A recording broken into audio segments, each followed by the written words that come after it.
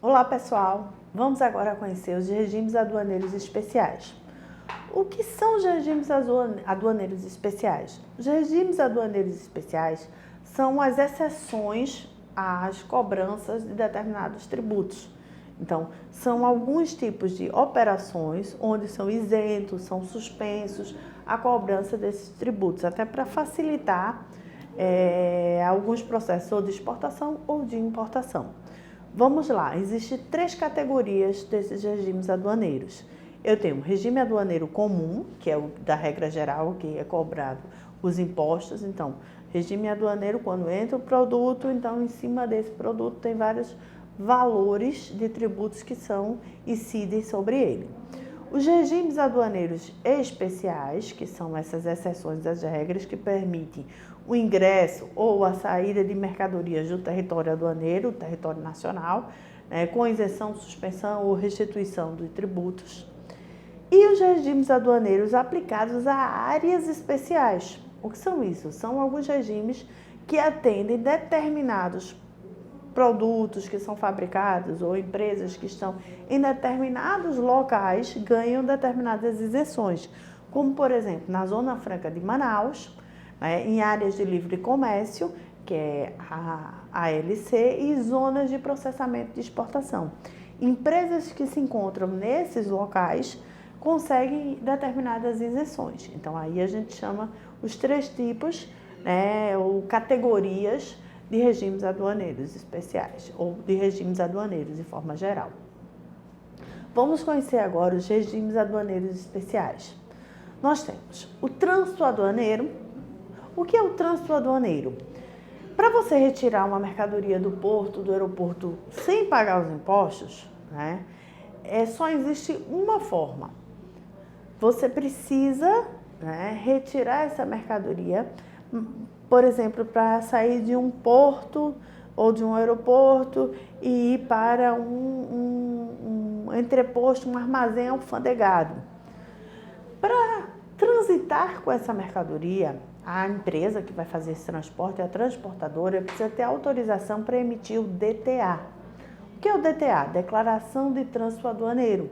Então, nesse documento, que ela vai ser, de certa forma, vistoriada, acompanhado esse trânsito pela Receita Federal.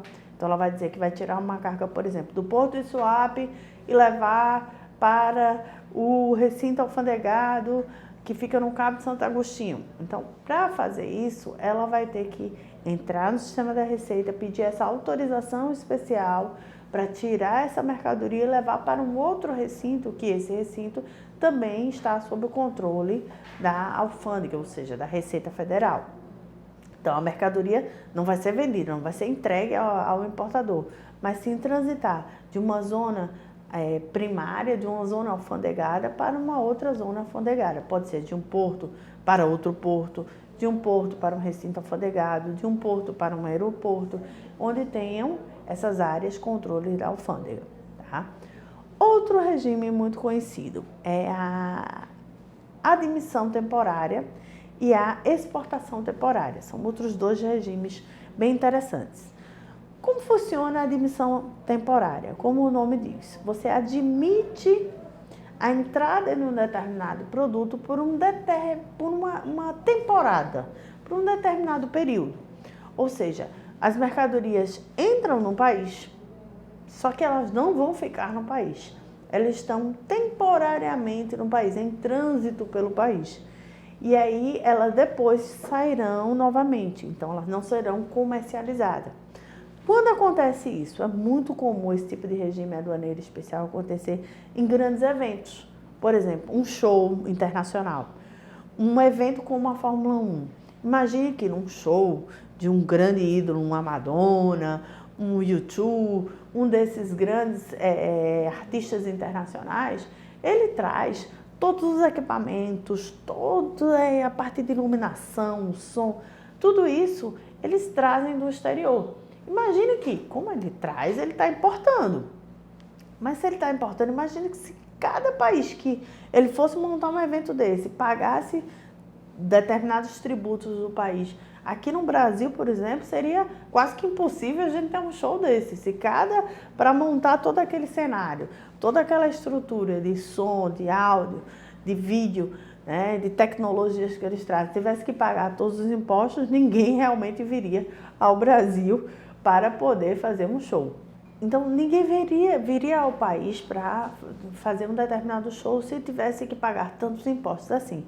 Outro exemplo muito fácil de entender como funciona esse processo de admissão temporária ocorre na circulação dos equipamentos e todos os carros das escuderias da Fórmula 1.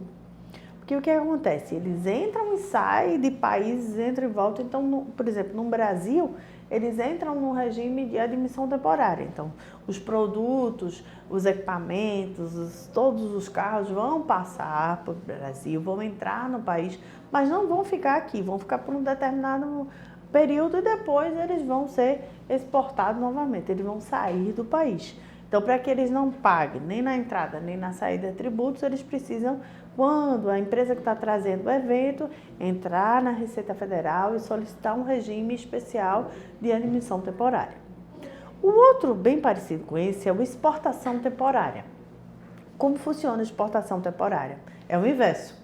Então, por exemplo, se eu tenho que fazer uma exposição de arte, levar alguns produtos para o exterior, e esses produtos não vão ser comercializados no exterior, eles vão para um determinado evento, eu tenho que, ao sair, entrar com o regime de exportação, com a solicitação da Receita e a explicação que destes produtos estão saindo para um determinado evento, vão passar um período no exterior e depois regressarão ao Brasil.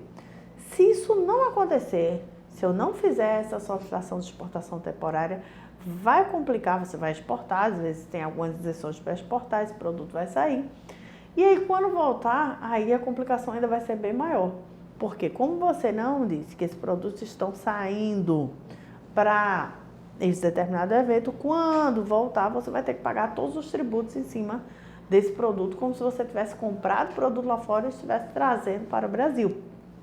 Tá? Isso acontece muito, por exemplo, se você vai fazer uma exposição de arte. Você pega aqui o Museu do Nordeste, vai levar os produtos e as peças, os quadros de artesãos ou de artistas do Nordeste para uma exposição nos Estados Unidos.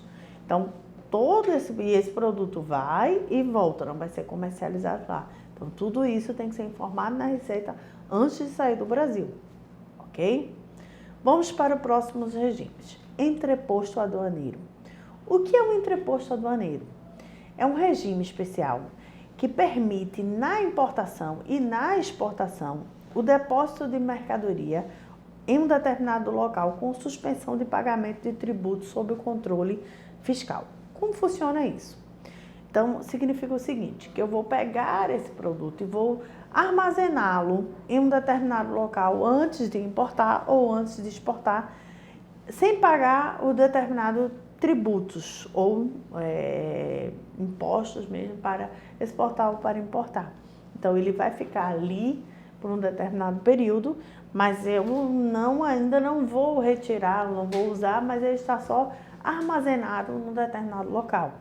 Esses entrepostos é muito comum você ver isso próximo, em armazéns próximos aos portos, aos aeroportos, que tem isso aí, podem passar às vezes 2 anos um produto lá armazenado, ainda não é nacional e ainda ou então também não foi para o exterior, mas está ali nesse regime especial. Outro comum é o depósito alfandegário certificado, é o DAC. É um regime que permite a realização de exportação sem transferência imediata da mercadoria para o exterior. Ué, como funciona isso? Funciona da seguinte forma, acontece às vezes com alguns equipamentos, alguns produtos assim.